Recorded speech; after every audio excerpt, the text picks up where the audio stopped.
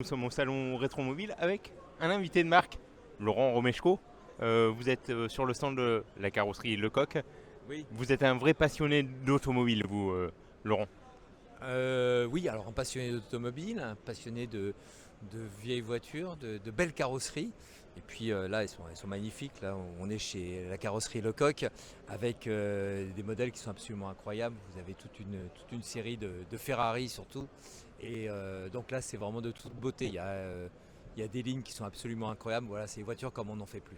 Justement, qu'est-ce que vous aimez sur les vieilles voitures Qu'est-ce que ou j'aime? les voitures anciennes? Alors sur les voitures anciennes, ce que j'aime bien, c'est l'histoire des véhicules, parce que sur chaque véhicule, il y a une histoire. Il y a aussi parfois sur des véhicules de sport comme ça, il y a un palmarès qui va avec, mais il y a un récit autour. Il y a une histoire, et puis ce sont des véhicules ce sont des objets qui ont une âme. Ce sont des objets qui vivent, qui réalisent des performances, qui après s'apaisent, restent dans un coin, et puis retrouvent vie grâce à des établissements comme les carrosseries Lecoq, où finalement une voiture qui peut avoir 40, 50, 60 ans, d'un seul coup retrouve une nouvelle jeunesse et repart comme ça, comme neuve. Vous avez une voiture vous-même de collection? Oui, c'est celle-ci justement. Alors ça, la carrosserie Lecoq ne le sait pas encore, mais je vais repartir avec. Non, non, non, c'est pas celle-ci. Non, moi j'ai un véhicule ancien, mais qui n'a aucun rapport avec ce genre de choses. J'ai un vieux véhicule qui a 45 ans à peu près, donc c'est pas si vieux que ça non plus, qui est un véhicule allemand, qui est un véhicule militaire. Et justement, vous aimez rouler avec ou modérément peut-être Alors je suis un garçon très pratique, donc dans un premier temps, c'est vrai que le véhicule militaire qui passe partout, qui est tout terrain, ça va un côté très fonctionnel. Mais c'est un véhicule qui a une histoire, qui vit. Quand je le mets en route, je sais comment il va, s'il va bien, pas bien. Voilà, s'il tousse un peu. C'est un peu comme un gamin, une bagnole. C'est-à-dire que on sent si le moteur est trop chaud, s'il a un peu trop de fièvre, ou alors s'il tousse et si elle a pris froid. Voilà, c'est amusant, ça vit. est-ce qu'on peut rouler encore avec ce genre de véhicule à Paris ou même en véhicule moderne?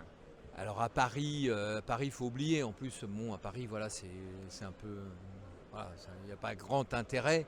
Après, oui, effectivement, ce sont des véhicules qui ne répondent pas aux normes, mais sont des normes, aux normes aujourd'hui Ouais. d'émissions de CO2 et de gaz à effet de serre.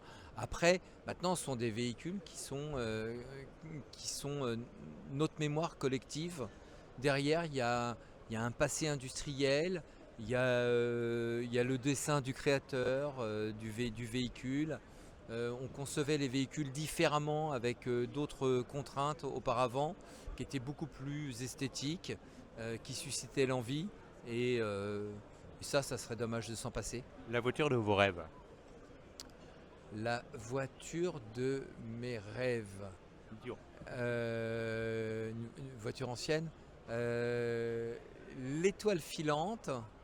Je vous en cite plusieurs. Il y a véhicule américain aussi, je crois que c'est AMC, c'est le Pacer. Un Pacer, ça, je trouve ça absolument formidable. J'aimerais bien avoir un Pacer. Ouais. Est-ce que vous aimeriez faire la traversée de Paris, estivale ou hivernale? La traversée de Paris, ce que vous appelez. C'est organisé par Vincennes en ancienne. Ah, oui, oui, non, je pensais que Non, non, c'était avec Gabin non, non. et Bourville avec une valise et un cochon découpé dedans. Oui, bien sûr, la traversée de Paris, oui, bien sûr, bien sûr, bien sûr, bien sûr. Paris a une histoire, les véhicules anciens ont une histoire, les deux se conjuguent parfaitement. Ouais. Bon, pour finir, votre actualité, l'actualité de Laurent Romeshko, chiffrer des lettres et puis météo à la carte, Euh, j'imagine. alors, chiffre et lettres le week-end, 17h15 sur France 3, ouais, effectivement, 2 jours par semaine, le week-end. Et puis, météo la carte, tous les Qui jours. fonctionne bien. Ouais, très très bien. Avec pratiquement 1 million de téléspectateurs en moyenne et des pointes très élevées. Et puis tous les jours en direct à 12h55 sur France 3. Donc ça, c'est un vrai bonheur. On a le sentiment que les gens s'intéressent de plus en plus à la météo et au climat. Ah ça, moi je le constate, c'est un vrai constat.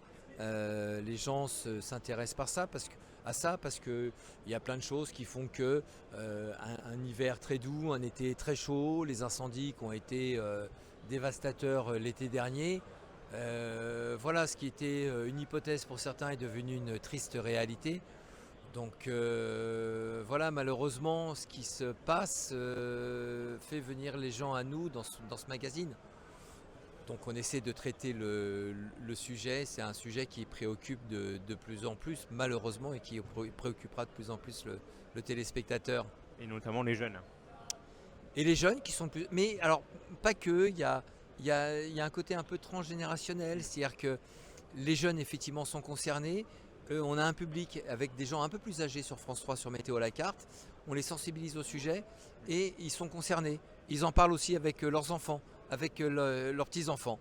Et donc, voilà, donc c'est le message que qu'on veut aussi faire passer au quotidien.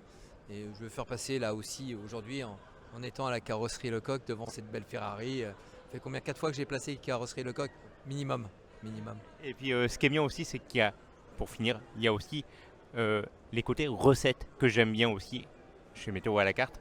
Il y a... Alors, oui, il y a le côté recette, mais le côté recette, il est lié aussi aux produits de saison. C'est vrai que la saisonnalité, expliquer aux gens que la fraise en mois de janvier qui vient du Chili ou d'Espagne, qui a été élevée sous serre avec du chauffage à donf, ça, faut éviter.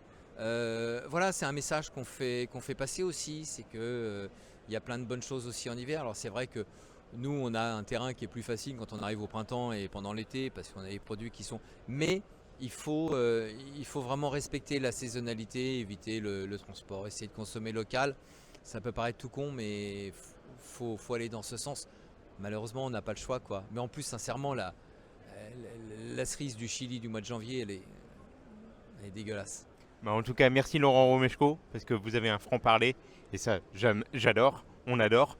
Et merci pour l'automobile, parce que on voit que vous êtes vraiment un vrai passionné d'automobile. Merci beaucoup. Merci à vous. Merci, au revoir.